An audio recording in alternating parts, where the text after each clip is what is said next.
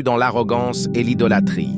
Pendant des siècles, il les a appelés avec patience, de jour comme de nuit, en public comme en secret. Mais plus il les appelait vers la vérité, plus ils s'en détournaient.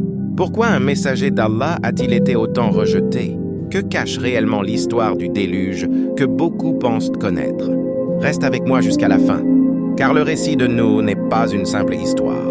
C'est un message toujours vivant pour nos cœurs. La désobéissance a remplacé l'adoration d'Allah. Un monde où les cœurs se sont endurcis au point de se prosterner devant des idoles. Au milieu de ce peuple égaré, Allah choisit un homme, un serviteur patient, un prophète, Nuh, alayhi salam. Pendant des siècles, il appela son peuple à revenir vers Allah, nuit et jour, en secret comme en public. Mais plus il les appelait, plus ils s'éloignaient. Ils se moquèrent de lui, ils le traitaient de menteur, et pourtant, Nuh continua sans jamais perdre espoir, car il savait que la vérité finit toujours par triompher. Puis vint l'ordre d'Allah. Nuh reçut la révélation de construire une arche, loin de toute mer, loin de toute rivière. Les gens riaient, se moquaient encore davantage.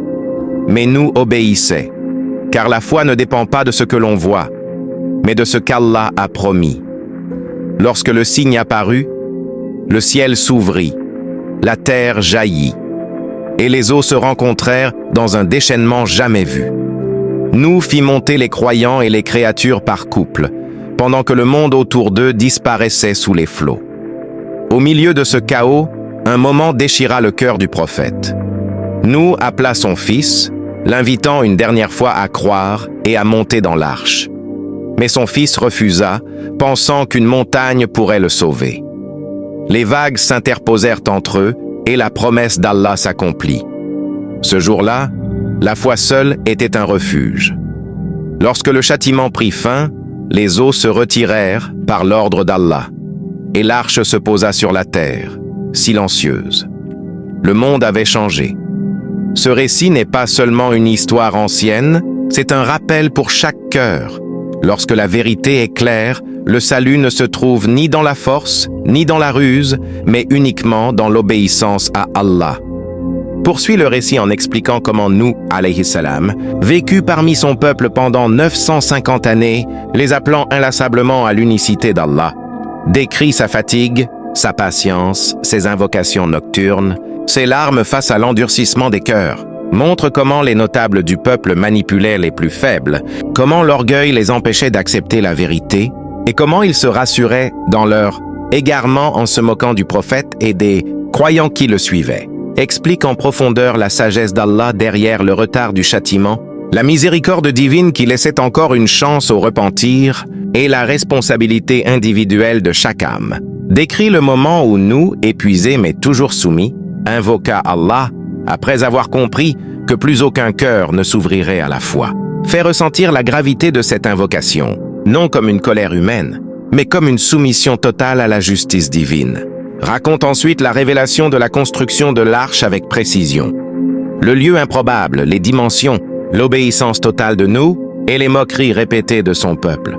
Décrit chaque étape comme un test de foi, chaque clou enfoncé comme un acte de confiance en Allah, et chaque rire du peuple comme un rappel de l'aveuglement humain face à l'invisible. Lorsque le déluge commence, fait vivre la scène avec intensité.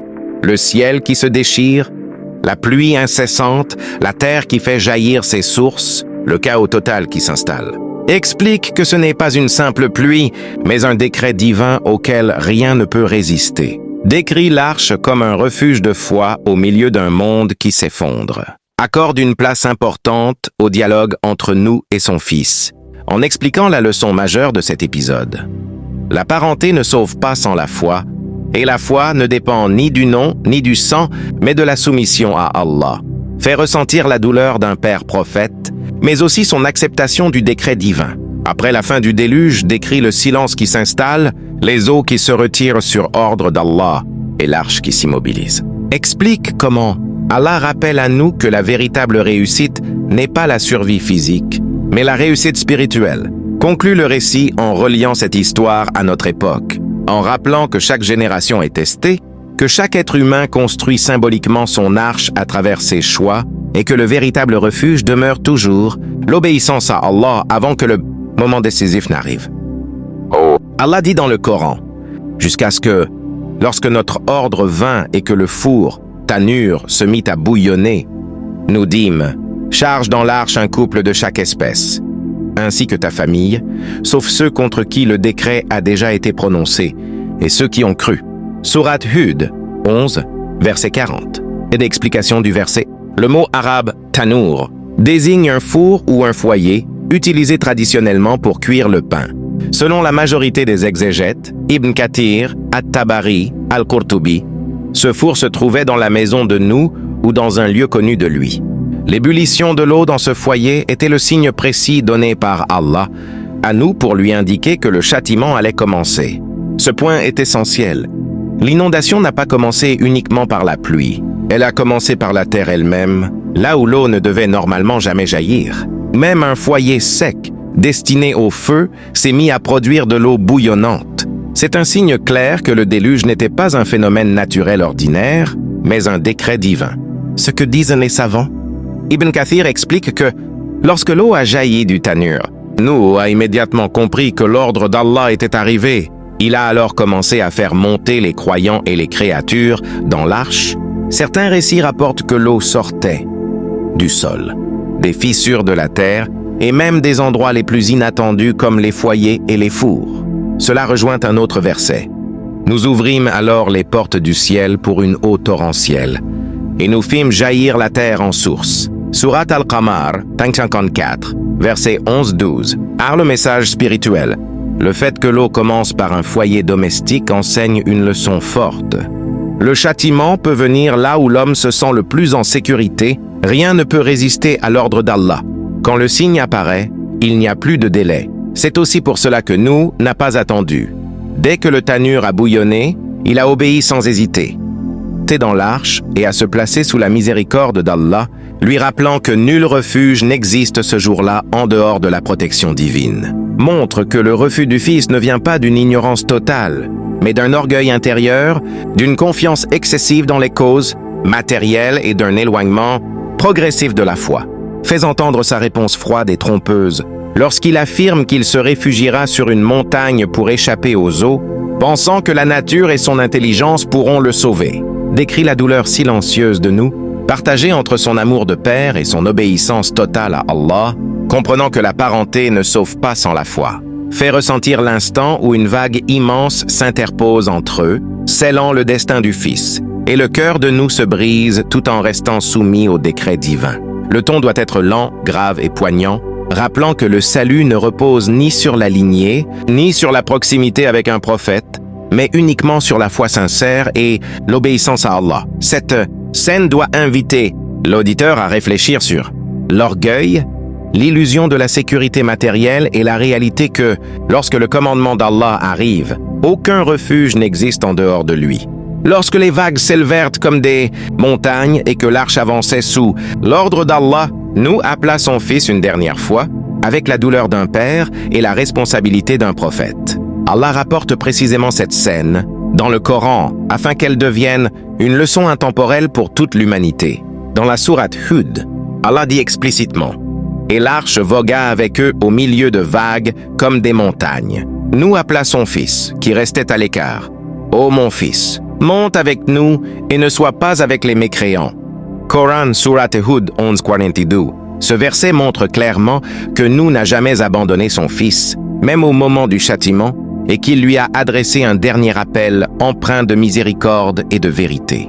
Mais le Coran met aussi en lumière la cause profonde du refus du Fils. Lorsqu'il répondit « Je vais me réfugier sur une montagne qui me protégera de l'eau » Coran, Surat Hud 11:43. Cette parole révèle une illusion dangereuse.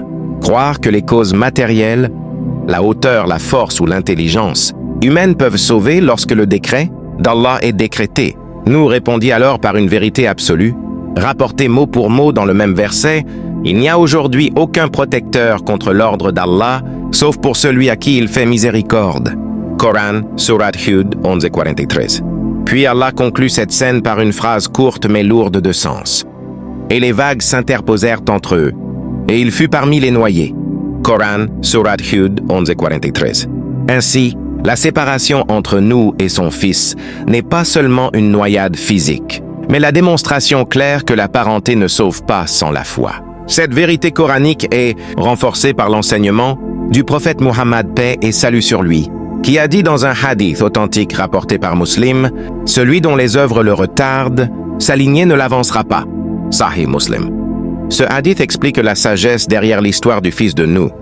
Être proche d'un prophète, porter un nom honorable ou appartenir à une famille pieuse ne garantit rien si le cœur refuse de se soumettre à Allah. Par ces versets clairement situés dans la sourate Hud et par ce hadith authentique, Allah enseigne que le salut repose uniquement sur la foi sincère et l'obéissance, et que lorsque son ordre arrive, aucun refuge n'existe en dehors de lui.